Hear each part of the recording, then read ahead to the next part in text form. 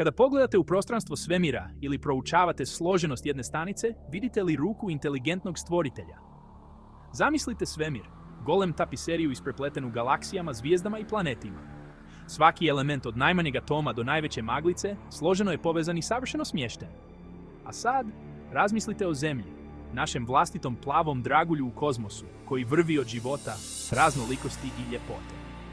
Od veličanstvenih planina do mikroskopskih ekosustava, svaki detalj upućuje na promišljen i pažljiv dizajn. Ne radi se samo o vjerovanju u nešto veće, radi se o uočavanju dokaza koji nas svakodnevno okružuju.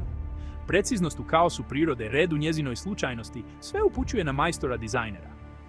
Dakle, sljedeći put kada osjetite povjetarac ili čujete pjev ptica, zapamtite, to nisu samo slučajnosti prirode. Oni su dokaz duboke inteligencije koja je oblikovala naš svijet.